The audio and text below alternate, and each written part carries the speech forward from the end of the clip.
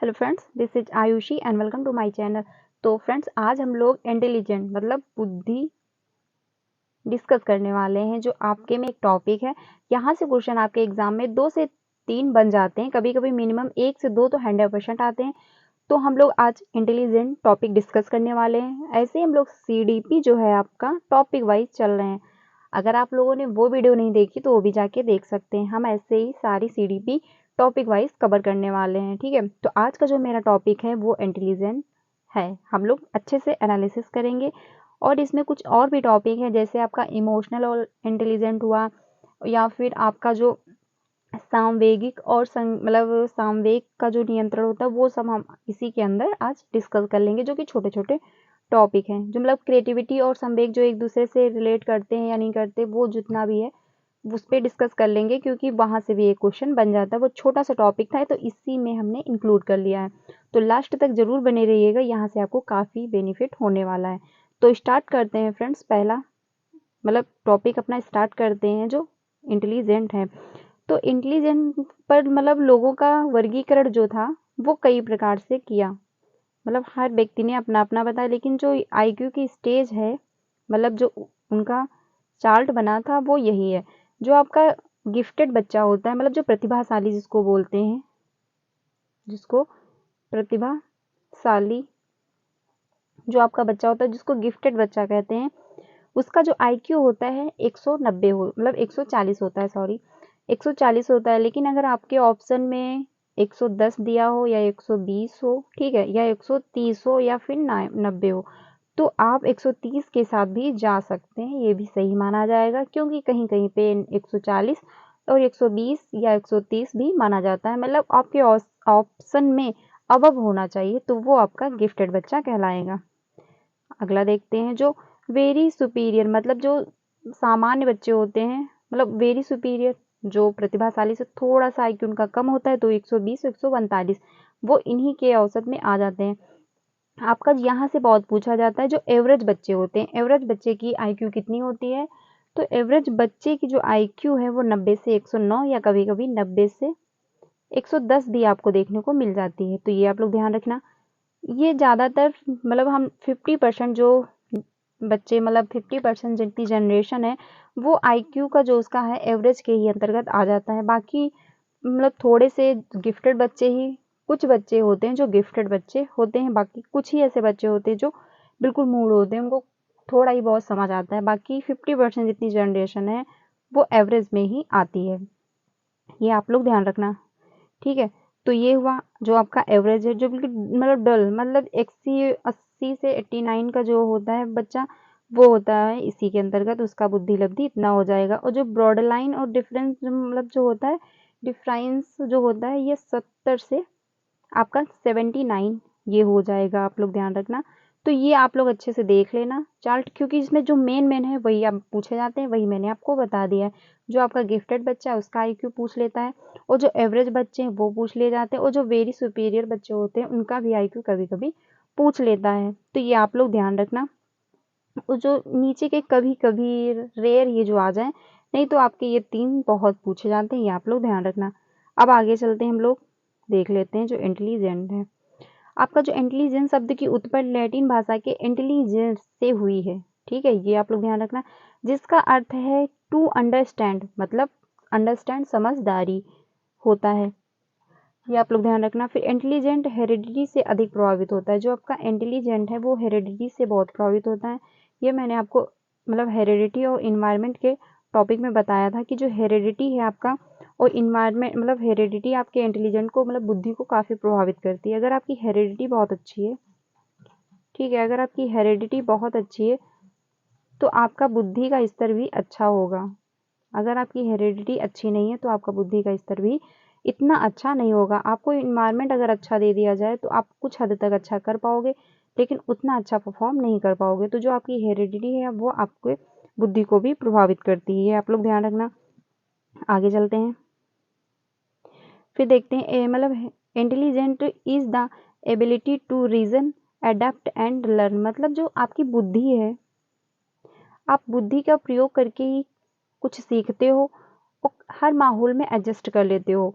जैसे कि आपको बहुत ज़्यादा ठंडी लग रही है, आपको पता है आप ऐसी जगह पे हो जो वहाँ पे बहुत ज़्यादा ठंडी हो रही है और आपको अगर कुछ मिल जाए जो जिससे आप अपने को बचा सको, तो आप उस टाइम ये नहीं देखोगे कि ये कैसा है, इसकी क्वालिटी क्या है, ये कैसा है। आप अपने आप को बचाओगे, क्यों? क्योंकि वहाँ पे आप अपनी बुद्धि का प्रयोग कर रहे हो। तो ये जो बुद्धि होती है, इसी से हम हर माहौल में एडजस्ट हो जाते हैं और हर तरह की जो चीज़ें हैं वो हम बुद्धि से ही अपने सीखते हैं। तो ये हुआ क्लियर। जो अब देखते हैं कॉन्सेप्ट ऑफ IQ। तो जो आपका कॉन्सेप्ट ऑफ IQ है, ये पूछ लेता है, ये आप लोग ध्यान रखना। इसको MA/CA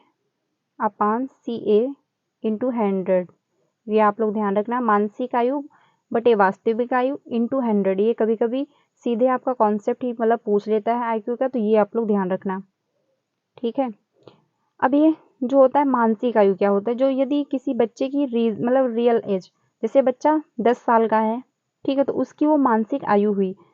उसके दिमाग मतलब उसका दिमाग जो है 12 वर्ष के बच्चे जैसा काम करता है। मतलब बच्चा तो जो है, जो बच्चा है उसकी आयु 10 वर्ष है, लेकिन जो काम उसका दिमाग जो काम कर रहा है, ठीक, जो उसका दिमाग काम कर रहा है वो 12 वर्ष के बच्चे के समान है। ये आप लोग ध्यान रखना। तो जो बच्चे की मानसिक आयु हुई वो आपकी 12 वर्ष हो जाएगी। क्यों? क्योंकि उसका दिमाग इतना वर्क कर रहा है जो 12 साल का बच्चा है। और जो उसकी वास्तविक आयु है वो 10 वर्ष है। जो आपकी एज होगी वो एज के अकॉर्डिंग आपकी वास्तविक आयु मानी जाएगी। आप किस लेवल का वर्क कर रहे हो तो वो आपकी मानसिक आयु हो जाएगी। और फिर 100 से इसको इंटू कर देना है। तो जो 10 साल का बच्चा था और उसका जो दिमाग वर्क कर रहा था, मतलब काम कर रहा था, वो 12 वर्ष के समान कर रहा था। तो हो जाएगा अब आपका IQ मतलब 12/10 × 100 से अगर आप इंटू कर दोगे तो आपका आ जाएगा 120, ठीक है। तो आपका मतलब जो है आपका 120 आ जाएगा। अब आगे चलते हैं हम लोग। जो आपका इंटेलिजेंट है मतलब बायोलॉजिकली एज के अनुसार, मतलब ये आपको आनुवांशिकता, आपको ये आपके हेरिडिटी से मिलता है, ये आप लोग ध्यान रखना। जो आपका मतलब फर्स्ट इंटेलिजेंट टेस्ट हुआ था, पहला बुद्धि परीक्षण हुआ था, ये 1905 में हुआ था। और जो ये आपका किसने दिया था, ये अल्फ्रेड बिने ने दिया था, ये आप लोग ध्यान रखना। क्योंकि जो कभी कभी पूछ लेता है कि पहला बुद्धि परीक्षण किसने दिया, तो आपका अल्फ्रेड बिने हो जाएगा, ठीक है, आपका अल्फ्रेड बिने हो जाएगा। इसमें क्या हुआ था कि पहला जब बुद्धि परीक्षण हुआ था तो इसमें मतलब क्वेश्चन पूछे जाते थे, प्रश्न किए जाते थे। और जिस हिसाब से बच्चा, जैसे कि 50 प्रश्न पूछेगा, इसमें से 40 प्रश्न बच्चे ने आंसर सही दे दिया, तो उस हिसाब से बच्चे की एज को मतलब उसकी बुद्धि लब्धि को डिसाइड कर दिया जाता था। तो जो पहला बुद्धि परीक्षण हुआ था उसमें प्रश्न पूछने के आधार पर बुद्धि लब्धि को मतलब माना गया था, ये आप लोग ध्यान रखना। और जो मेंटल एज का कॉन्सेप्ट आया था तो ये आपका आया था 1908 में, ठीक है। इसको अल्फ्रेड बिने के ही द्वारा दिया गया था, ये आप लोग ध्यान रखना। जो आपका फर्स्ट मतलब पहला बुद्धि परीक्षण हुआ था वो भी अल्फ्रेड बिने के ही द्वारा हुआ था। और जो आपका मेंटल एज का कॉन्सेप्ट आया था वो भी अल्फ्रेड बिने के ही द्वारा आया था। जो पहला बुद्धि परीक्षण हुआ था आपका ये 1905 में हुआ था और ये 1908 में हुआ था, ये आप लोग ध्यान रखना। फिर जो आया था 1912 में IQ कॉन्सेप्ट, मतलब जो आपका IQ कॉन्सेप्ट आया था, ये आपका विलियम स्ट्रम के द्वारा आया था, मतलब विलियम टर्मन के द्वारा आया था। ये आपके विलियम टर्मन जो थे, इन्होंने इसको मतलब इसको फार्मूला इसको रिवाइज करके इसका IQ का कॉन्सेप्ट निकाला था 1912 ईस्वी में, 1912 में, ये आप लोग ध्यान रखना। आगे चलते हैं। फिर देखते हैं हम लोग क्रिएटिविटी एंड इंटेलिजेंस, मतलब सृजनात्मकता और बुद्धि जो है आपकी। सृजनात्मकता क्या होता है, क्रिएटिविटी मतलब हर बच्चे में अलग से, जैसे कि एक रास्ता है और ये हम इधर से होके जा रहे हैं, तो ये मतलब नए नए तरीके का ढूंढना, हर चीज़ को नए प्रकार से करना, तो वो आपका सृजनात्मकता हो जाएगा। और जो सृजनात्मकता है आपके बुद्धि से ही रिलेट करता है। अगर आपकी बुद्धि IQ बहुत अच्छा नहीं है तो आपके दिमाग में कोई भी अच्छे आइडिया नहीं आ पाएंगे, ये आप लोग ध्यान रखना।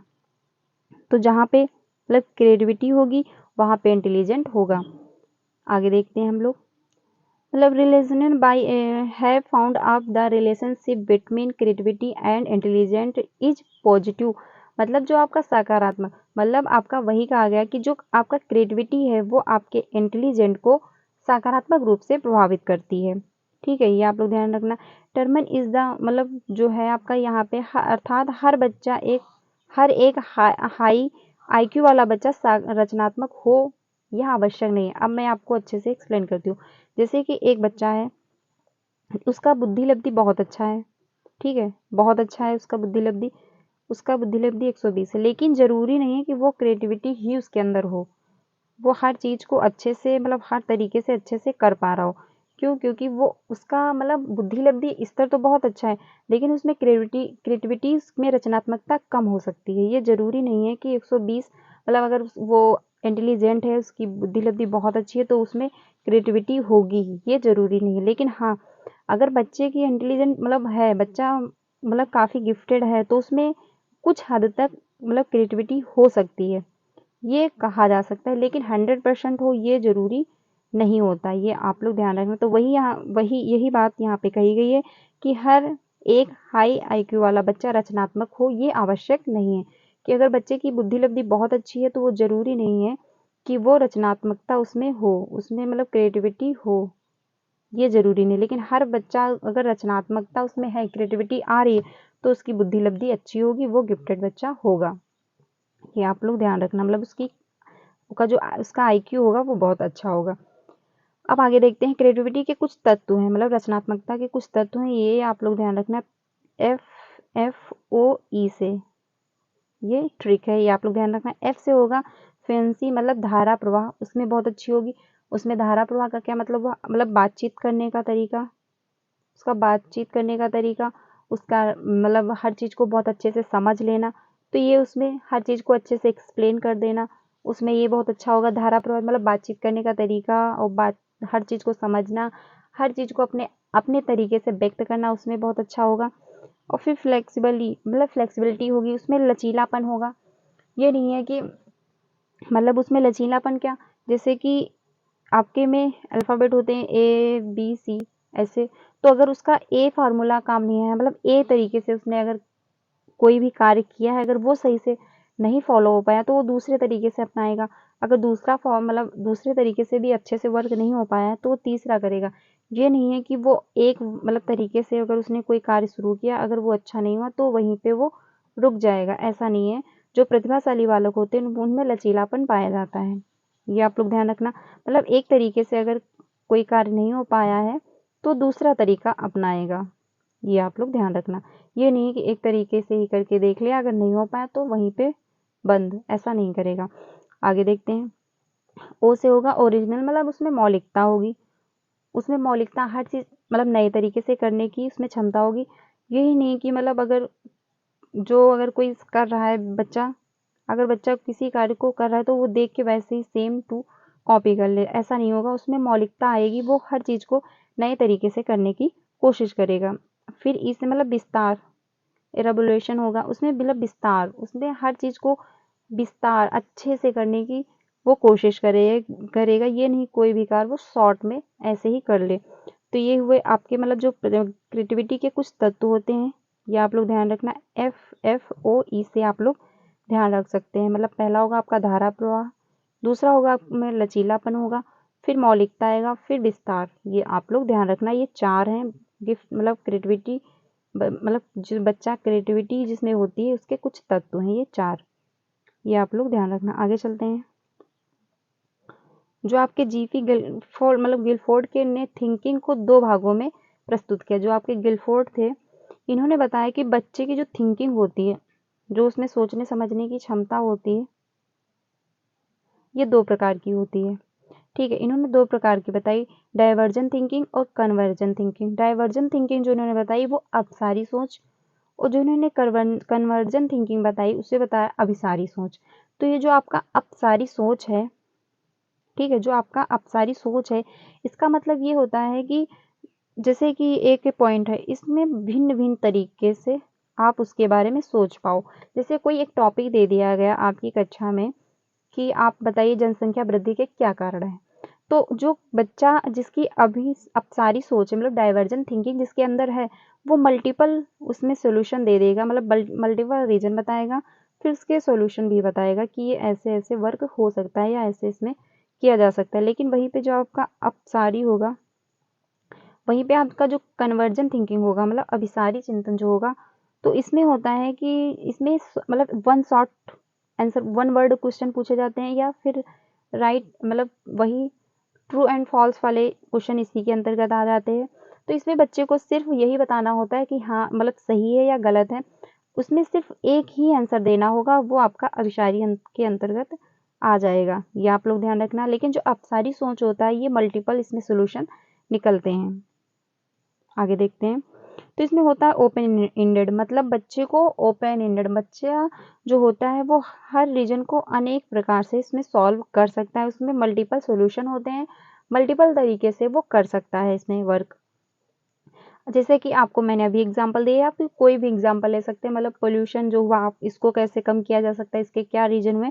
तो इसमें हर बच्चा अपना दिमाग लगाएगा और इसमें मल्टीपल उस सोल्यूशन बताएगा और इसके मतलब क्या रीजन होते वो भी बता सकता है।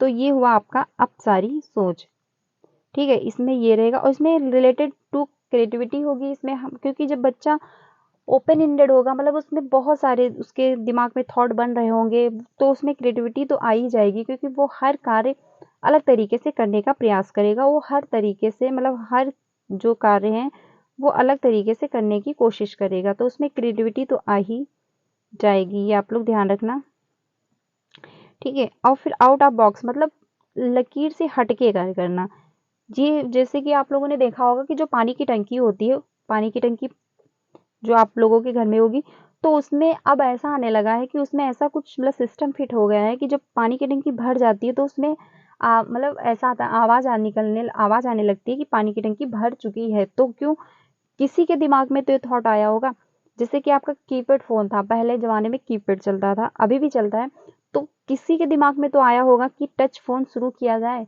तो उसमें उसमें क्रिएटिविटी लगी, ठीक है। तो हर बच्चा मतलब आउट ऑफ बॉक्स लकीर से हटके कार्य करना, वो हो जाएगा आपका आउट ऑफ बॉक्स, मतलब कुछ क्रिएटिविटी अपना दिमाग लगा के कुछ रचनात्मक कार्य करके कुछ अलग करना, तो ये आपका अपसारी जो सोच के अंतर्गत आ जाएगा। और इसमें मल्टीपल सॉल्यूशन भी होते हैं, इसमें ये नहीं है कि इसका एक ही, जैसे कि अभिसारी में जो होता है उसका मतलब ट्रू या फॉल्स में जाएगा या फिर 1 वर्ड आंसर में चला जाएगा, लेकिन जो आपका अपसारी सोच होता है मतलब डाइवर्जेंट जो थिंकिंग होती है, वो मल्टीपल सॉल्यूशन इसमें निकलते हैं। जैसे कि आपका पोल्यूशन हो गया, फिर जनसंख्या वृद्धि हो गई, या फिर आप कोई भी प्रोजेक्ट हुआ, या फिर आपने कोई भी वर्क दिया बच्चे को, तो उसमें मल्टीपल तरीके से बच्चा सोचेगा और कार्य करेगा। तो ये हुए आपके अपसारी चिंतन, मतलब जो आपका डाइवर्जेंट थिंकिंग, यहाँ से क्वेश्चन आपके एग्जाम में देखने को मिल जाते हैं, तो ये आप लोग बहुत अच्छे से देख लीजिएगा इसको।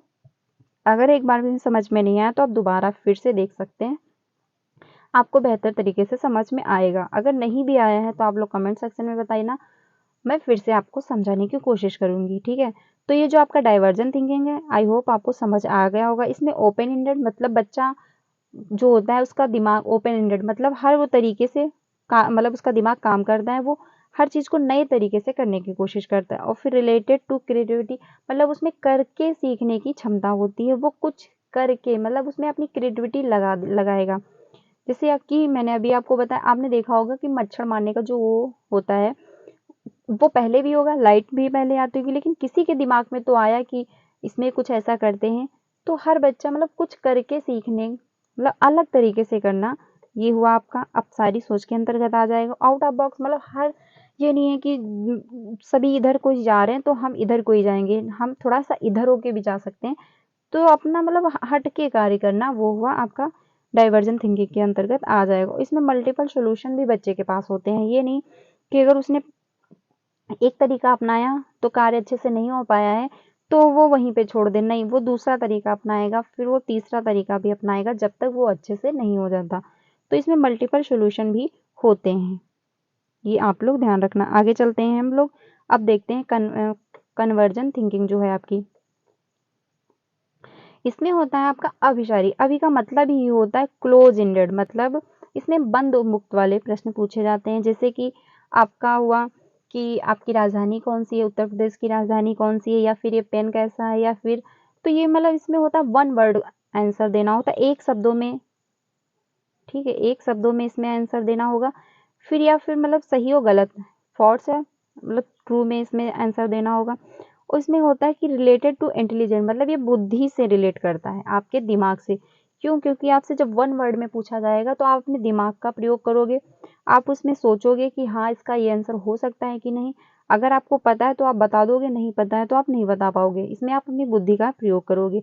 लेकिन वहीं पे जो आपका अपसारी था उसमें आप क्रिएटिविटी कर सकते थे, मतलब करके सीख सकते थे। और इसमें होता है MCQ सॉल्व करने होते हैं, मतलब इसमें आपके MCQ क्वेश्चन दे दिए जाते हैं, उसमें 4 ऑप्शन होते हैं, इसमें कौन सा सही है आपको बताना होता है। तो ये आपका अभिसारी सोच के अंतर्गत चला जाएगा, मतलब आपका कन्वर्जन थिंकिंग के अंतर्गत चला जाएगा। और इसमें लिमिटेड सोल्यूशन होते हैं, मतलब इसमें लिमिटेड, मतलब ये नहीं हुआ कि आपके पास 4 ही ऑप्शन है, अगर 4 ऑप्शन में से आपको जो सही लगता है आप उस पर टिक करोगे, आगे बढ़ जाओगे। ये नहीं है कि अगर आपको 4 नहीं समझ आ रहे तो आप कोई और 4 उठा लाओगे, ऐसा इसमें नहीं होगा। तो इसमें लिमिटेड सोल्यूशन होते हैं। तो आई होप आपका जो कन्वर्जन थिंकिंग है और डाइवर्जन थिंकिंग है ये आपको समझ आ गया होगा। आप लोग ध्यान रखना, GP गिलफोर्ड के अनुसार इन्होंने थिंकिंग को 2 भागों में बांटा था आपका। पहला था अपसारी सोच और दूसरा है अभिसारी सोच। तो जो आपका अभिसारी है ये आपका क्लोज एंडेड है और जो अपसारी है आपका ओपन एंडेड है। ये आप लोग ध्यान रखना, यहाँ से क्वेश्चन बन जाते हैं। अब नोट में देखते हैं क्या लिखा है।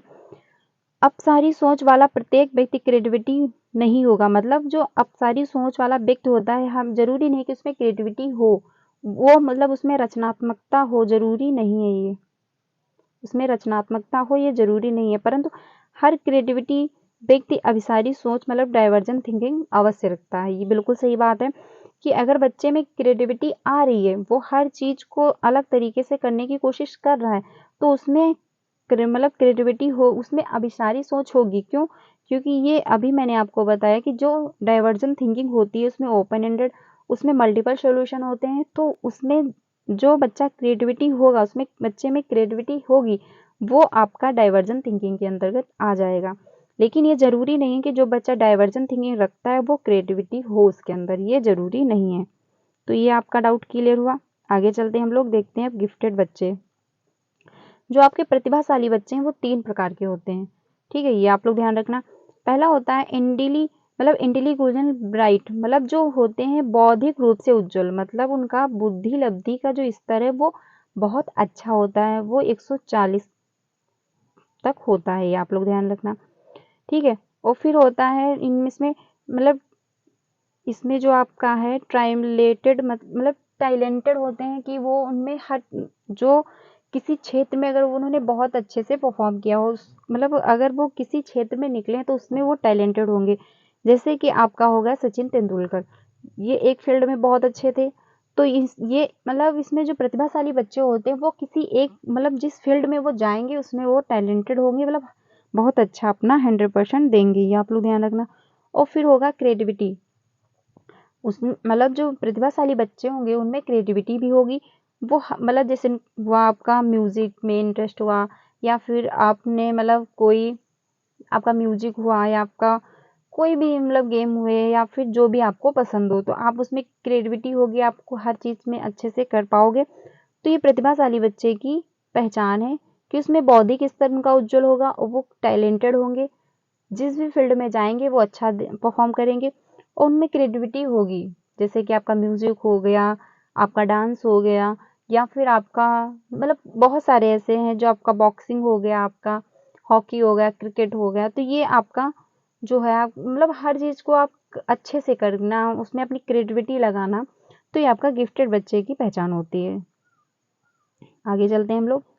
गिफ्टेड चिल्ड्रन को समृद्ध पाठ्यचर्या मतलब जो इसका करिकुलम की आवश्यकता होती है, जिनमें उनके इंटरेस्ट के अकॉर्डिंग मतलब टॉक्स कंटेंट, मतलब उनका जो इंटरेस्ट होता है, ठीक है, जो उनका इंटरेस्ट होता है उसी के अकॉर्डिंग उनको वैसा मतलब वो अपना माहौल बना लेते हैं, पाठ्यचर्या मतलब उनका करिकुलम हो जाता है।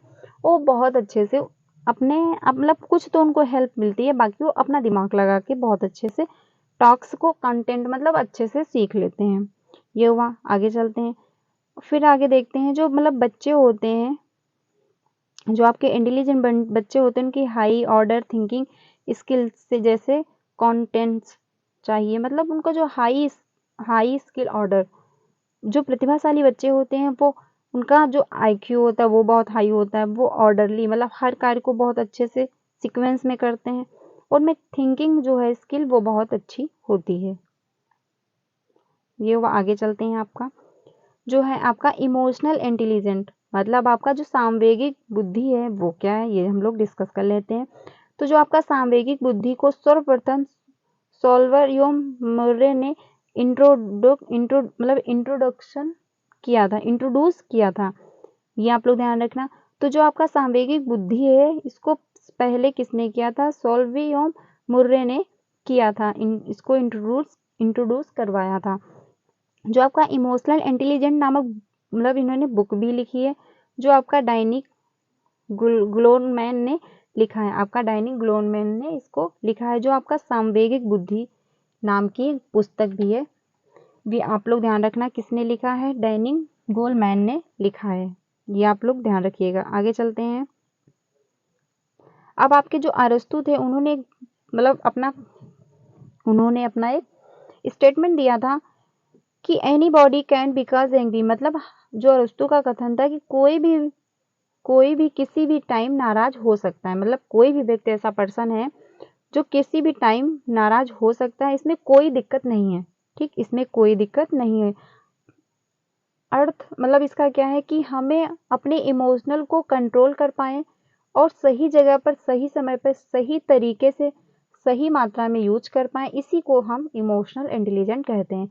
कि हर बच्चा गुस्सा मतलब हर व्यक्ति में गुस्सा होती है, वो गुस्सा करता है, लेकिन गुस्सा होना ये कोई बड़ी बात नहीं हुई, लेकिन हम अपने गुस्से को कब किसके सामने इम्प्रूव मतलब कहाँ पे पेश कर रहे हैं, कहाँ पे जहाँ पे हम ऐसी जगह पे गुस्सा हो रहे हैं जहाँ पे हमको गुस्सा नहीं होना चाहिए, तो हमको कहाँ पे गुस्सा होना है, कहाँ पे नहीं होना है और कैसे होना है, अगर इसका हम अब लोग मतलब इस पे हम लोग कंट्रोल कर पा रहे हैं तो हम अपने इमोशनल इंटेलिजेंट कहलाएंगे। जैसे कि ये नहीं है कि आपको गुस्सा मतलब आपको इस टाइम गुस्सा नहीं करना है और आप गुस्सा कर रहे हो, या फिर आपको किसके टाइम कहाँ पे रोना है, किसके समय रोना है, ठीक है, मतलब किसके सामने रोना है आपको और कहाँ पे नहीं रोना है, कहाँ पे अच्छे से बात करना है। तो अगर आप ये सब समझ रहे हो, आप अपने इमोशनल को कंट्रोल में कर पा रहे हो, तो आप इमोशनली इंटेलिजेंट कहलाओगे। आपका जो अरस्तु का ये कथन था। आगे चलते हैं हम लोग। अब इमोशनल इंटेलिजेंट की विशेषताएं हैं वो देख लेते हैं। मतलब सोशल स्किल, इसमें सामाजिक कौशल होता है। सेल्फ एनवायरमेंट मतलब आत्म जागरूकता होती है। फिर मोटिवेशन होगा, अभिप्रेरणा होती है। फिर एम्पैथी मतलब सहानुभूति, जो आपके संवेगी बुद्धि होती है, मतलब जो आपके इमोशनल होते हैं उसमें ये विशेषताएं पाई जाती। और सेल्फ रेगुलेशन मतलब स्वनियंत्रण भी इसमें मिलता है। तो ये आप लोग ध्यान रखना, ये आपके इमोशनल इंटेलिजेंट की विशेषताएं हैं। कि सामाजिक कौशल मतलब जो सामाजिक कौशल होगा, फिर इसमें आत्म जागरूकता भी होगी, फिर इसमें मोटिवेशन भी होगा और फिर एम्पैथी मतलब समानुभूति भी इसमें आपको देखने को मिलती है। जो आपके इमोशनली मतलब कुछ लोग देखा होगा कि बहुत ज़्यादा इमोशनल होते हैं, ठीक है, तो उनमें समानुभूति बहुत ज़्यादा पाई जाती है। वो मतलब कि समानुभूति क्या हुई कि आपने किसी सामने वाले को अगर कोई दर्द है, ठीक है, तो आप उसको समझ पा रहे हो, उसको महसूस कर पा रहे हो, तो यही हुआ आपका समानुभूति। मतलब आप सामने वाले के दर्द को भी समझ पा रहे हो आप में, तो ये आपके इमोशनल इंटेलिजेंस की विशेषता होती है। आगे चलते हैं हम लोग। कॉग्निटिव एंड इमोशनल मतलब आपका जो संज्ञान और संवेग है, जो आपका दिमाग है और संवेग है, वो एक दूसरे को क्या है, उनका संबंध क्या नहीं है, ये हम लोग आज डिस्कस करते हैं। तो ये आपके होते हैं द्वि डायरेक्शन मतलब ये द्विदिशात्मक होते हैं, जो आपके संज्ञान और संवेग हैं, तथा इंटर रिलेटेड मतलब अंतर संबंधित भी होते हैं। जो आप क्योंकि आपका अगर दिमाग, ठीक है, आपका दिमाग अगर अच्छा नहीं है, आप माइंडली बहुत ज़्यादा परेशान हो, तो आपका जो संवेग है वो अच्छा वर्क नहीं करेगा। मतलब आप किसी पे गुस्सा भी कर सकते हो, अगर आप दिमाग तौर पे अच्छे से नहीं मतलब अच्छा नहीं, आपके साथ कुछ अच्छा बिहेव नहीं हो पा रहा है, तो आप कहीं भी कभी ऐसा भी होता है कि आप रोने लगो या किसी पे गुस्सा करने लगो। तो वो अगर आपका दिमाग अच्छा मतलब अगर जो आपका दिमाग है अगर डिस्टर्ब है, तो आपका संवेग जो आपके इमोशनल हैं, आपके जो संवेग हैं वो भी प्रभावित होंगे। आपको ये नहीं समझ आएगा कि आपको कहाँ पे गुस्सा करना है और कहाँ पे गुस्सा नहीं करना है। तो संवेग और मतलब जो आपका दिमाग और संवेग एक दूसरे से अंतर रिलेटेड है और एक दूसरे को प्रभावित भी करते हैं। दोनों एक दूसरे को प्रभावित करते हैं, सिर्फ एक केस में प्रभावित नहीं करते हैं, जो है आपका जॉजांग मतलब जो आपके जजांग हैं, अगर आपके जोजोंग के अनुसार पूछ लिया जाए तो जो आपके संज्ञान और संवेग एक दूसरे को प्रभावित नहीं करते, ये आप लोग ध्यान रखना। ये एक लाइन बहुत इंपॉर्टेंट है, आप लोग अच्छे से देख लेना, क्योंकि जो जोजोंग है इनका ये मानना था कि जो संज्ञान और संवेग हैं वो एक दूसरे को प्रभावित नहीं करते, वो अलग अलग हैं। लेकिन बाकी जितने भी आपके मनोवैज्ञानिक हैं, आपके जितनी भी बुकों में, एनसीईआरटी बुक में गिवन है कि संज्ञान और संवेग एक दूसरे को प्रभावित करते हैं। ठीक है, बाकी जितने भी मनोवैज्ञानिक हैं उनका मानना यही था कि संज्ञान और संवेग एक दूसरे को प्रभावित करते हैं, बल्कि जो जोजोंग है उनके अनुसार अगर पूछ लेता है आपसे तो ये एक दूसरे को प्रभावित नहीं करते हैं। ये क्वेश्चन में आ जाता है, तो आप लोग ये अच्छे से देख लीजिएगा और इसको ध्यान रखिएगा। ठीक है, जोजोंग के अनुसार जो संवेग और संज्ञान एक दूसरे को प्रभावित नहीं करते हैं। वहीं पे अगर बाकी अगर किसी के अनुसार अगर पूछ रहा है तो वो एक दूसरे को प्रभावित करते हैं। आगे चलते हैं। जो आपके जोजोंग के अनुसार emotional and cognition inter related है, मतलब इंडिपेंडेंट है, मतलब एक दूसरे से स्वतंत्र हैं, उनका एक दूसरे पे कोई प्रभाव नहीं पड़ता है जोजोंग के अनुसार।